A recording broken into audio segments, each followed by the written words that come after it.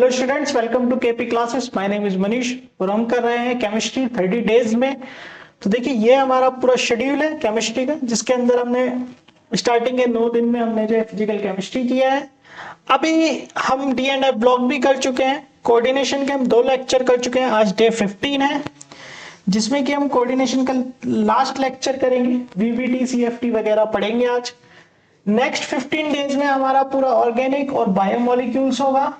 तो देखिए आज जो है हमारा है डे 15 कोऑर्डिनेशन कंपाउंड लेक्चर 3, जिसके अंदर हम वीबीटी पढ़ेंगे, वैलेंस बॉन्ड थ्योरी, सीएफटी के बारे में हम पढ़ेंगे, ठीक है, क्रिस्टल फील्ड थ्योरी के बारे में, मेटल कार्बोनिल पढ़ेंगे और कुछ प्रीवियस ईयर क्वेश्चंस करेंगे। ये जो हमारा कोर्स चल रहा है, इसकी जो पीडीएफ है, जो नोट्स हैं, आपको हमारे ऐप पे मिल जाएंगे। उसके लिए आपको एंड्रॉइड से आप हमारा ऐप इंस्टॉल कर सकते हैं। प्ले स्टोर पे आपको जाना है, KP exam prep app install करना है। अगर आप एप्पल यूजर है तो भाई आप जो है क्लास प्लस का ऐप इंस्टॉल करिए, ORG कोड ICO डाल दीजिए। जब आप ऐप इंस्टॉल कर लेंगे तो आप हमारे होम पेज पे जाएंगे। 3 डॉट पे क्लिक करने के बाद आप स्टडी मटेरियल पे जाएंगे, जो फ्री मटेरियल है बेसिकली हमारा। यहाँ पे जो भी क्लासेस चल रही है उसके डॉक्यूमेंट्स आपको यहाँ मिल जाएंगे, नोट्स आपको यहाँ पे मिलेंगे। कोई भी सब्जेक्ट हो, चाहे फिजिक्स हो, केमिस्ट्री हो, मैथ्स, बायो, कुछ भी। साथ ही आप यहाँ पे टेस्ट भी देख सकते हैं फ्री ऑफ कॉस्ट। यहाँ पे आप मॉक टेस्ट यहाँ पर परफॉर्म कर सकते हैं। तो देखिए स्टार्ट करते हैं हम। वीबीटी क्या होता है हमारा? Valence bond theory. The central metal atom provide a required number of vacant hybridized orbital according to coordination number। Coordination के हिसाब से इसके पास वैकेंट हाइब्रिडाइज ऑर्बिटल होते हैं, जिससे बॉन्ड बनाएगा, ठीक है। The orbital of the ligands containing electron pair overlap and the vacant hybridise orbital CM में फॉर्मिंग कोऑर्डिनेट बॉन्ड। जहां से फिर इलेक्ट्रॉन जो लिगेंड्स हैं वो इलेक्ट्रॉन पेयर लेकर आएंगे और उन जो वैकेंट ऑर्बिटल है उसमें ओवरलैप करेंगे। The geometry and hybridization of the complex can predict it from its coordination number. On the basis of type of orbitals used during the hybridization, complex can be classified as inner orbital, lowest spin paired complex। तीनों ही नाम same है। इसका मतलब ये होता है, देखो जब आप कंपाउंड बनेगा, कंपाउंड फॉर्मेशन होगा, तो लेट्स से कि उसके पास कोई स्ट्रॉन्ग फील्ड लिगेंड आ रहा है, कोई ऐसा लिगेंड जो स्ट्रॉन्ग फील्ड है, वो ताकतवर है, तो वो क्या करेगा? इलेक्ट्रॉन को पेयर अप कर देता है। इसीलिए इसको बोलते हैं स्पिन पेयर, या फिर आप कह सकते हो लो स्पिन। और इनर ऑर्बिटल, वो इनर ऑर्बिटल में चला जाता है, सही है। दूसरे जो कंपाउंड हमारे पास बनते हैं वो होते हैं आउटर ऑर्बिटल कॉम्प्लेक्स, या हाई स्पिन, या स्पिन फ्री कॉम्प्लेक्स। ये कब बनते हैं? जब आपका एक वीक फील्ड लिगेंड्स आता है, सही है। In the presence of SFL electron gets paired, जैसे कि मैं भी बताता, in WFL electrons do not paired. अब अगर आप देखो यहाँ पे कोऑर्डिनेशन नंबर 4 है, तो कोऑर्डिनेशन नंबर 4 के लिए हमारे पास 2 टाइप के हाइब्रिडाइजेशन है, sp3 और dsp2, जिसके लिए अगर हम उसकी शेप देखें तो टेट्राहेड्रल और स्क्वायर प्लेनर। साथ ही अगर 5 के लिए देखें तो sp3d, और 6 के लिए देखें तो sp3d2 और d2sp3, ठीक है। तो बेसिकली अगर हम देखें यहाँ पे, यहाँ से एक क्वेश्चन आपको देखने को मिल सकता है एग्जाम में। साथ ही अगर ये जो टेबल आप देखोगे नीचे, ये टेबल बेसिकली लिगेंड्स के ऊपर है। यहाँ पे आप ऐसे समझ सकते हो कि H2 जो है, एक रेफरेंस के लिए मैंने यहाँ लिखा है, H2 के बाद जितने भी लिगेंड हैं ये सब आपके स्ट्रॉन्ग फील्ड लिगेंड होते हैं, ठीक है। और H2 से पहले ये आपके वीक फील्ड लिगेंड काउंट कर सकते हो, सही है। आगे बढ़े तो देखिए यहां पे हम स्टार्ट करते हैं पहले कोऑर्डिनेशन नंबर 4 के लिए एग्जांपल। जैसे कि हमारे पास है NiCl4 2 नेगेटिव। अगर यहाँ पे आप देखोगे तो निकिल का अगर आप ऑक्सीडेशन नंबर निकालोगे तो वो आपका आएगा +2। +2 का मतलब है कि यहाँ पे जो कंपाउंड फॉर्मेशन होगा वो +2 के लिए होना है, सही है। तो सबसे पहले मैंने क्या करा, निकिल एटम की कॉन्फ़िगरेशन लिखी।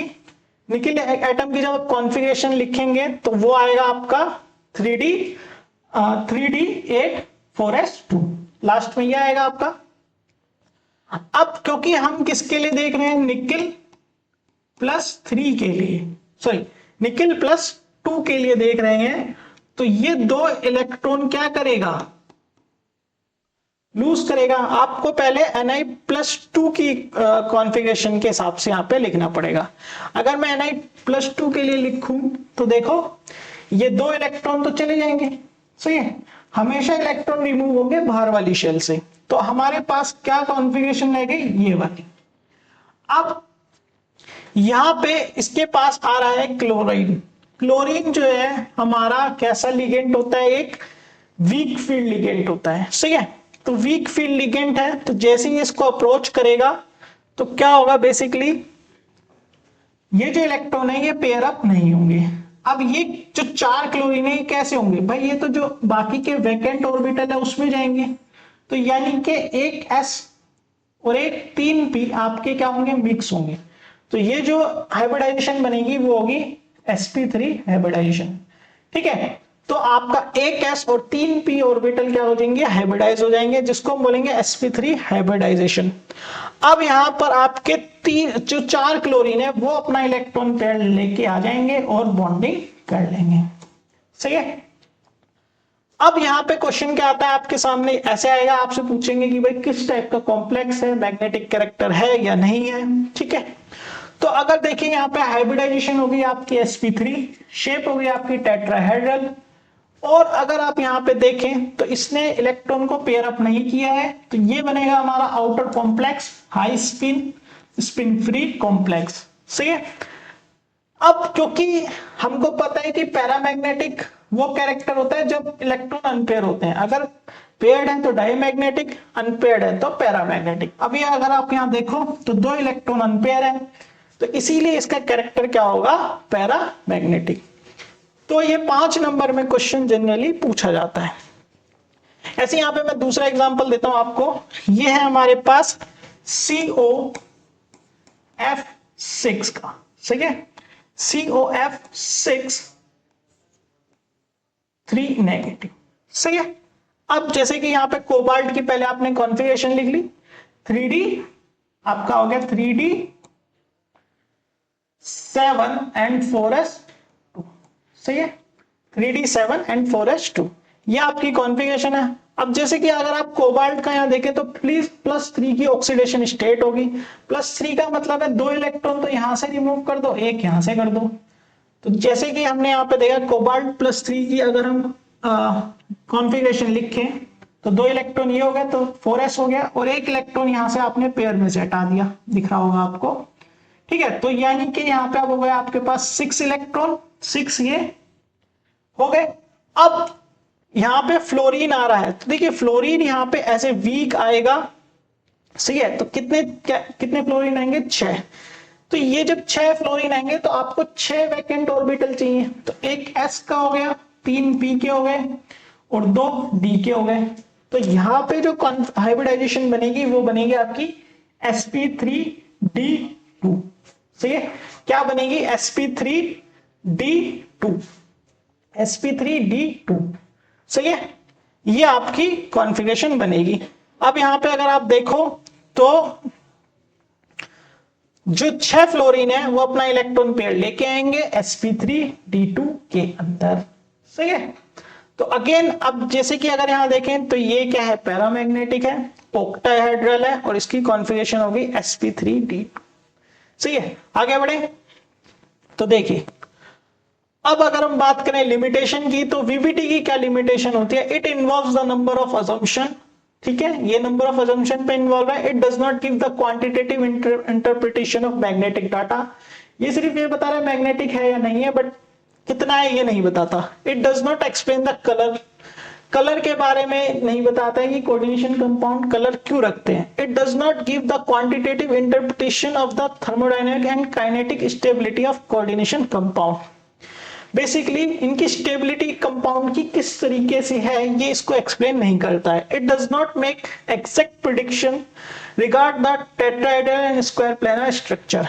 तो देखो जैसे कि अगर हम पीछे जाएं, अगर मैं बोलूं तो देखिए यहां पे कोऑर्डिनेशन 4 है, ठीक है, तो उसकी हाइब्रिडाइजेशन आपकी sp3 भी होती है और dsp2 भी होती है। अब हमें नहीं पता चल रहा ये कैसे होगी, सही है ना। तो ये हो गया आपका।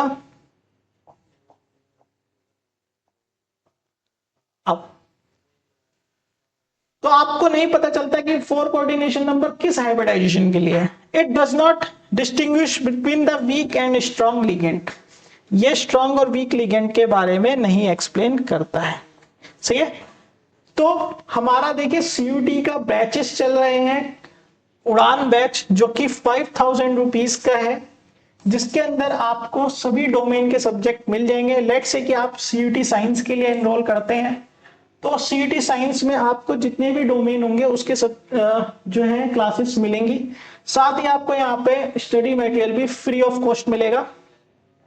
हमारा उड़ान बैचेस हर ब्रांचेस के लिए, हर स्ट्रीम के लिए अवेलेबल है। इसी के साथ हमारा एक सारथी बैच है जो जनरल प्लस लैंग्वेज टेस्ट है, जो कि 3000 रुपए का है, ठीक है। इनकी इंक्वायरी के लिए आप हमें फोन कर सकते हैं और साथ ही आप हमसे टेलीग्राम, व्हाट्सएप या इंस्टाग्राम ग्रुप पे भी जुड़ सकते हैं, जिसके लिंक आपको डिस्क्रिप्शन में मिल जाएंगे। CUT का हमारा प्रीवियस ईयर का रिजल्ट बहुत अच्छा रहा था, जिसमें बच्चों ने बहुत अच्छा परफॉर्म किया। रिद्धि बंसल जी को जो है 100% स्कॉलरशिप मिली थी अमेठी यूनिवर्सिटी में। तो चलिए आगे बढ़ते हैं, हम CFT पे बात करते हैं, crystal field theory. The ligands considered as point charge. इसमें कुछ पॉइंट ध्यान रखने हैं आपको कि जो सेंट्रल मेटल होता है और जो लिगेंड है, लिगेंड आपके पॉइंट चार्ज या पॉइंट डाइपोल की तरह कंसीडर होंगे। Interaction between metal ion and ligand is considered as electrostatic nature. भाई आपका मेटल और लिगेंड सब पॉइंट चार्ज की तरह एक्ट करेंगे और ये इनके बीच में फोर्स होगा electrostatic. Metal ion is supposed to be present in the origin of the axis. Ligand approach to metal ion along the axis of octahedral complex and axis of the tetrahedral. Basically देखिए tetrahedral complex तब बनेगा जब ligand आपके between the axis उस पे attack करेंगे, और अगर अलोंग द एक्सिस करेंगे तो ऑक्टाहेड्रल कॉम्प्लेक्स होगा। Due to the approach of the ligands, hence due to electrostatic interaction between ligands, तो the degeneracy of the d orbital is lost and splitting of d orbital. कहने का मतलब क्या है, देखिए जैसे आपके पास d ऑर्बिटल होते हैं 5, सही है। जैसे ही इसके अप्रोच लिगेंड अप्रोच करता है तो सेंट्रल मेटल के d ऑर्बिटल की एनर्जी बढ़ जाती है, बट सभी की एनर्जी एक साथ बढ़ती है, ठीक है। लेकिन जैसे जैसे अलोंग द एक्सिस या बिटवीन द एक्सिस वो आता है, तो ये जो डीजेनरेसी है ये ब्रेक हो जाती है। यहां पे ये स्प्लिट हो जाते हैं T2G और EG में, T2G और EG, सही है। अब डिपेंड करता है कि किस तरीके से होता है। तो इस तरीके से जो स्प्लिटिंग है यहां पर होती है, इसी को बोलते हैं हम DD ट्रांजिशन। सॉरी, ये होता है हमारा स्प्लिटिंग, सही है। ये हो गया हमारा स्प्लिटिंग। अब यहां पे अगर हम देखें, some ligands are able to produce strong field in which case the splitting will be large with other produce weak field, consequently result in small splitting. मतलब अगर स्ट्रॉन्ग फील्ड आएंगे तो ज्यादा स्प्लिटिंग होगी, वीक आएंगे, वीक लिगेंड होंगे तो week होगी। इसी से ये हमारा जो है कलर और मैग्नेटिक कैरेक्टर भी फाइंड आउट होता है। जैसे कि अभी मैंने बोला था DD ट्रांजिशन, हमने D एंड F ब्लॉक में पढ़ा था, इलेक्ट्रॉन यहां से यहां जंप करता है स्प्लिटिंग की वजह से। तो देखिए मैं आपको यहाँ पे एक्सप्लेन करता हूं। जैसे कि अगर हम देखें d ऑर्बिटल स्प्लिटिंग इन टेट्राहेड्रल फील्ड, तो टेट्राहेड्रल फील्ड में देखिए जैसे कि हमारे पास D के ये 5 ऑर्बिटल है, ठीक है। D में 5 कौन से, हमारा dxy, dyz, dzx, और एक होता है हमारा dx square, dx square dash y square and dz square, सही है। तो अगर यहाँ पे आप देखोगे तो सबसे पहले जैसे जैसे लिगेंड ने अप्रोच किया होगा सेंट्रल मेटल को, तो इन 5 ऑर्बिटल की एनर्जी क्या हो गई, गेन कर गई।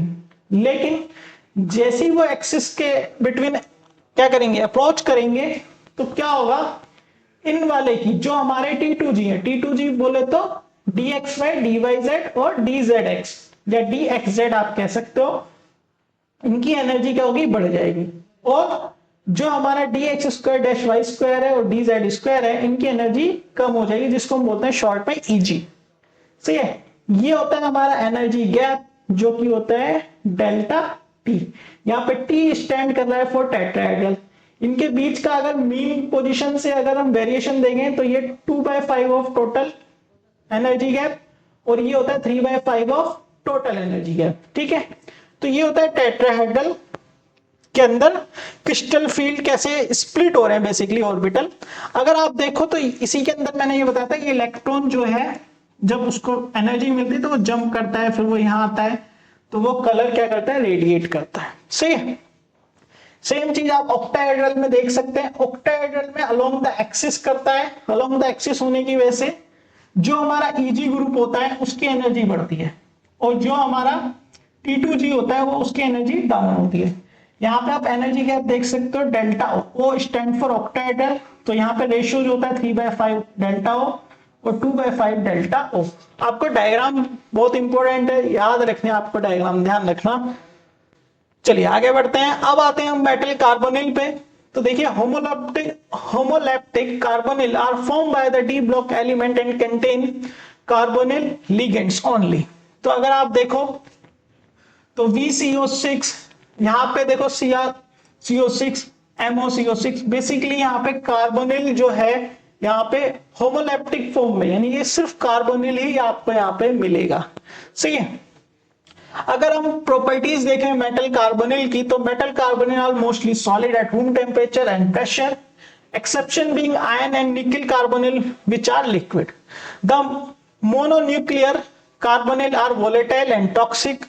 Most of the metal carbonyl are soluble in hydrocarbon solvent except this. सही है। ये कुछ पॉइंट्स है जो आपको याद रखने हैं। Mononuclear carbonyl are either colourless और light coloured. They are highly reactive due to metal center and CO ligands. The metal carbonyl are used as industrial catalyst and precursor in the organic synthesis. Basically आपको कुछ example भी याद रखने होंगे, जैसे ये हो गया आपका बेसिकली NiCO4 हो गया टेट्राहेड्रल, ठीक है, ये आपका हो गया CO2 CO8। सही है। तो कुछ मेटल कार्बोनिल के एग्जांपल आपको पता होनी चाहिए, प्रॉपर्टी पता होनी चाहिए। जैसे कि मैंने आपको बताया कि हमारा बैचेस चल रहा है, उड़ान बैच, जिसके अंदर आपको स्टडी मटेरियल भी फ्री ऑफ कॉस्ट मिलता है। हमारा जो उड़ान बैच है वो 5000 रुपीज का है। ठीक है। अब बात करते हैं कुछ प्रीवियस ईयर क्वेश्चंस की। तो देखिए सबसे पहले अगर हम बात करें, using valence bond theory detected the shape hybridization end of this. ठीक है। अब देखो यहाँ पे क्या है, सबसे पहले आप देखो हमने निकिल की कॉन्फ़िगरेशन लिखी। अब निकिल की कॉन्फ़िगरेशन लिखे तो हम पहले निकिल का ऑक्सीडेशन स्टेट शो करना पड़ेगा। ऑक्सीडेशन स्टेट इसकी निकिल की क्या है, +2। तो हमने निकिल +2 की कॉन्फ़िगरेशन को यहां पे लिख दिया। सही है। अब NH3 यहां पे आ रहा है, तो देखिए NH3 जब आएगा, अप्रोच करेगा यहां पे, तो किस तरीके से करेगा, देखिए पहले यहां पे निकिल के लिखा हमने, पहले हमने निकिल की कॉन्फ़िगरेशन को लिखा, उसके बाद हमने +2 की कॉन्फ़िगरेशन को यहां पे लिखा। सही है। अब जैसे ही अमाइन अप्रोच करेगा, अमाइन जो यहाँ पे वीक फील्ड की तरह काम कर रहा है, तो ये जो इलेक्ट्रॉन है बेसिकली ये पेयर्ड अप नहीं होंगे, ये एज इट इज ही रहेंगे। तो हमारे पास अमाइन है 6, तो एक आपका s ऑर्बिटल हो गया, 3 आपके p हो गया और 2 आपके d हो गया। तो ये जो कॉन्फ़िगरेशन होगी आपकी sp3d2 होगी। ठीक है। ऑक्टाहेड्रल इसकी शेप होगी।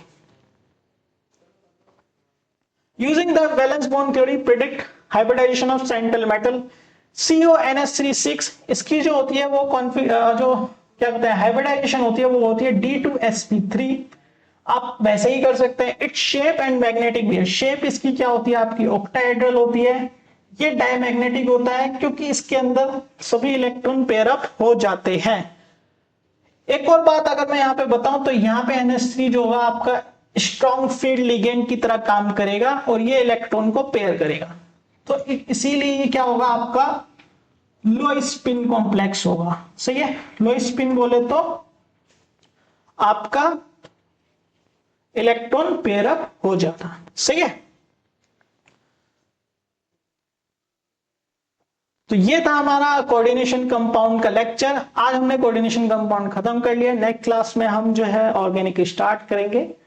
तो आज के लेक्चर में बस इतना ही, मिलेंगे हम अपने नेक्स्ट लेक्चर में। KP classes dedicated to excellence.